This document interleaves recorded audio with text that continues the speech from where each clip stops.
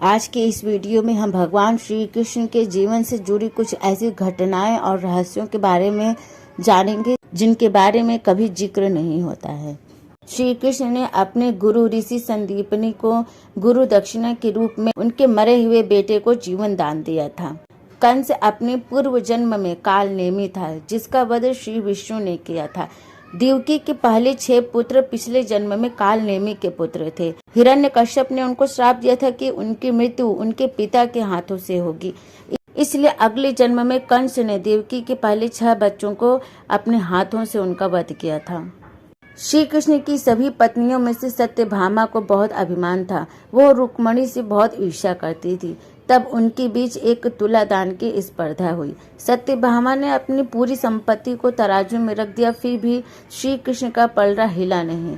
लेकिन रुक्मणी ने जब प्रेम से तुलसी का एक पत्ता रखा तो पलड़ा पूरा ऊपर हो गया, जिस पर भगवान कृष्ण बैठे थे।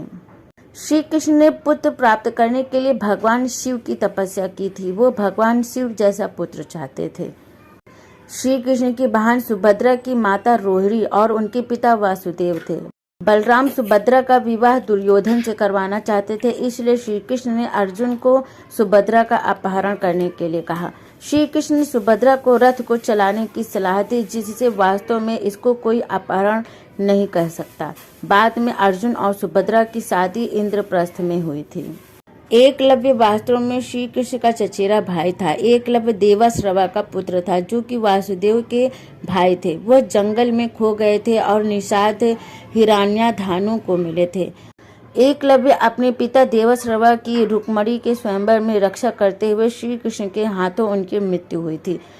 एकलव्य के इस गुरु दक्षिणा के बलिदान भाव को देखकर भगवान कृष्ण ने उनको आशीर्वाद दिया था कि अगले जन्म में वो गुरु द्रोण से अपना बदला लेने में अवश्य सक्षम हो पाएंगे। जब कृष्ण रणभूमि में गीता का ज्ञान दे रहे थे, तब अर्जुन अकेले सुनने वाले नहीं थे। अर्जुन के साथ हनुमान और संजय भी थे। हनुमान अर्जुन के रथ के ऊपर महाभारत के आरंभ से अंत तक विराजमान थे और संजय को श्री वेद व्यास ने आशीर्वाद के रूप में दिव्य ज्योति प्रदान की थी, जिससे वो महाभारत में घटने वाली घटनाओं को धृतराष्ट्र को आंखों देखा हाल बता सके। श्री कृष्ण का पुत्र प्रद्युम्न कामदेव था, जिसे भगवान शिव ने तपस्या भंग होने पर अपने त्रिनेत्र से भस्म कर दिया था। प्रद्युम्न का जन्म होने के बाद उसे संबरासुर ने अपहरण कर लिया था और उसको समुद्र में फेंक दिया था। प्रद्युम्न को समुद्र के अंदर एक मछली ने निकल लिया था। जब संबरासुर की रसोई में मछली के पेट से प्रद्युम्न जीवित बाहर निकले तो मायावती ने उनकी देखभाल की थी। मायावती देवी रति का अवतार थी। मायावती ने प्रद्युम्न को बताया कि कैसे संबरासुर ने उसे मारने की कोशिश की थी। पांडव श्री कृष्ण के संबंधी थे। पांडवों की माता कुंती श्री कृष्ण के पिता वासुदेव की बहन थी। श्री कृष्ण पहले वो व्यक्ति थे जिसने कर्ण को उसके जन्म का सत्य बताया था। श्री कृष्ण ने कर्ण को अपने भाइयों से युद्ध न करने की सलाह दी थी, लेकिन कर्ण ने विनम्रता से उन्हें मना कर दिया और साथ में यह भी कहा कि वो इस सत्य को पांडवों को न बताएं।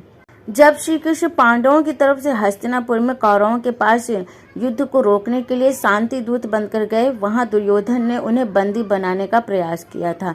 तब श्री कृष्ण अपने वास्तविक रूप में आ गए।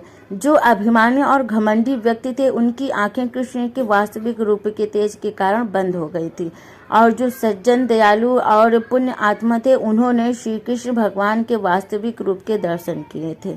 ऋषि दुर्वासा ने भगवान श्री कृष्ण को भी श्राप से अछूता नहीं छोड़ा। दुर्वासा ऋषि एक दिन खीर खा रहे थे। श्री कृष्ण भी वहीं पर उपस्थित थे। दुर्वासा ऋषि ने कृष्ण को खीर को अपने शरीर से लगाने की आज्ञा दी। तब कृष्ण ने खीर को अपने पूरे शरीर पे लगा लिया, सिर्फ बाएं पैर को छोड़कर। कृष्ण ने सोचा कि ऋषि इस बात पर ध्यान नहीं देंगे, लेकिन ऋषि दुर्वासा इस बात से क्रोधित हो गए और श्री कृष्ण को उन्होंने श्राप दे दिया कि उनका बायां पैर दुर्लभ हो जाए। तो ये थी भगवान श्री कृष्ण के जीवन से जुड़ी कुछ रोचक बातें, जिनके बारे में बहुत कम ही लोग जानते हैं। वीडियो पसंद आए तो प्लीज़ वीडियो को लाइक, शेयर, कमेंट करना मत भूलिएगा। आगे भी हमारे साथ जुड़े रहना चाहते हैं तो चैनल को सब्सक्राइब जरूर करें। Thank you.